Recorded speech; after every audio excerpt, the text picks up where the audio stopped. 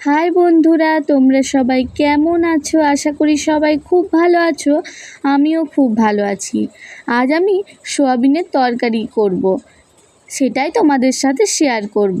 দেখো, প্রথমেই আমি গরম জলে সোয়াবিনগুলো ভিজিয়ে নিয়েছি। তারপর সোয়াবিনের জন্য আমি আলুগুলো কেটে নিয়েছি।